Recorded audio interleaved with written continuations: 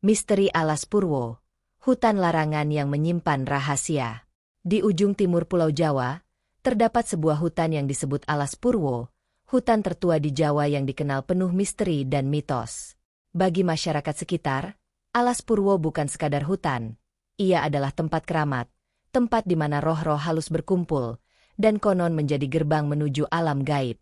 Cerita ini dimulai dari sekelompok mahasiswa dari Surabaya yang memutuskan untuk meneliti keanekaragaman hayati di Alas Purwo. Mereka adalah Raka, Dita, Farhan, dan Sinta. Masing-masing membawa semangat muda dan rasa ingin tahu yang besar. Namun, mereka tidak menyadari bahwa perjalanan ini akan mengubah hidup mereka selamanya. Pada pagi yang cerah, mereka tiba di pintu masuk Alas Purwo. Rimbunnya pepohonan dan suara alam menyambut mereka. Seorang juru kunci bernama Pak Joyo menemui mereka. Ia adalah pria tua dengan wajah berkerut namun penuh wibawa. Anak-anak, kalian harus ingat, Alas Purwo bukan sekadar hutan. Jangan bicara sembarangan atau berlaku tidak sopan. Kalau ada sesuatu yang aneh, jangan panik. Tetaplah tenang, kata Pak Joyo dengan nada serius. Raka, yang paling skeptis di antara mereka, hanya tersenyum kecil. Pak, kami kesini untuk penelitian. Kami tidak percaya hal-hal mistis, ujarnya santai. Pak Joyo hanya tersenyum tipis dan memberi mereka sesajen kecil sebagai perlindungan. Bawa ini, jangan diremehkan. Hari pertama berjalan lancar. Mereka mendirikan tenda di dekat sebuah lapangan kecil yang sering digunakan wisatawan. Namun, menjelang malam, suasana berubah. Hutan yang tadi terasa damai menjadi mencekam. Ketika mereka sedang makan malam, tiba-tiba terdengar suara langkah kaki di sekitar tenda.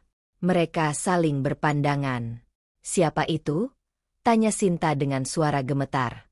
Raka, yang merasa dirinya pemberani, keluar dengan senter.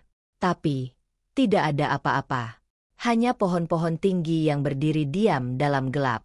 Ah, mungkin suara binatang, katanya, mencoba menenangkan yang lain.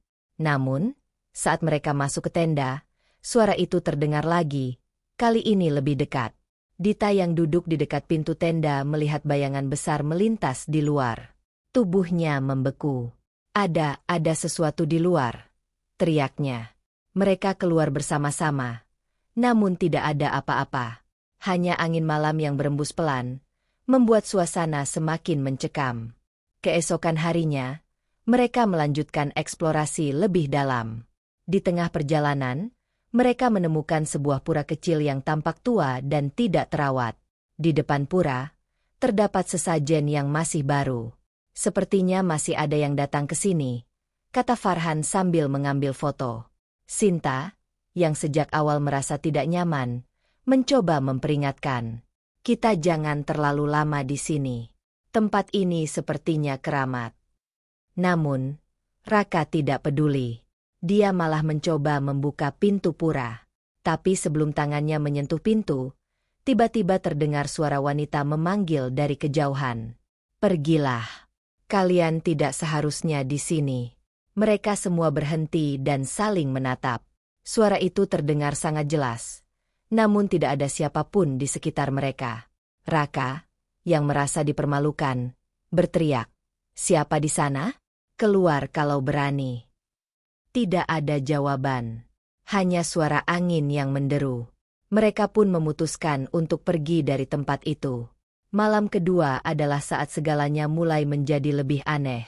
Saat mereka mencoba tidur, Sinta bermimpi buruk. Dalam mimpinya, dia melihat seorang wanita berpakaian serba putih dengan wajah yang tidak terlihat jelas, berdiri di dekat tenda mereka sambil menunjuk ke dalam hutan. Ketika dia terbangun, dia mendapati Farhan tidak ada di dalam tenda. Panik, dia membangunkan Raka dan Dita.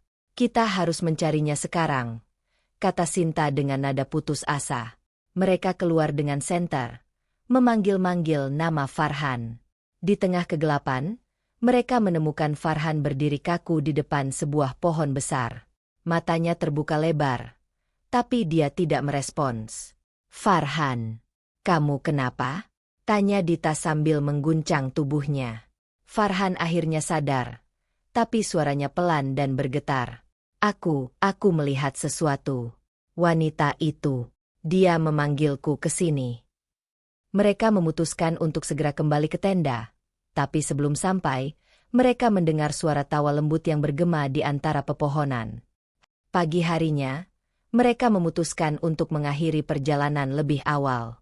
Namun, saat sedang membereskan tenda, Pak Joyo tiba-tiba muncul dari arah hutan. "Kalian baik-baik saja?" tanyanya dengan nada khawatir. Mereka menceritakan semua yang terjadi, dan wajah Pak Joyo berubah serius. "Kalian sudah melanggar batas. Ada hal-hal di Alas Purwo yang seharusnya tidak kalian ganggu." Pak Joyo kemudian menjelaskan bahwa Alas Purwo adalah tempat berkumpulnya makhluk gaib. Pura yang mereka temukan adalah salah satu tempat keramat di mana arwah leluhur sering bersemayam. Wanita yang kalian lihat mungkin adalah penjaga tempat itu. Dia memperingatkan kalian, tambah Pak Joyo. Dalam perjalanan keluar dari hutan, mereka merasa diawasi. Bayangan-bayangan bergerak di antara pepohonan, dan suara-suara aneh terus terdengar.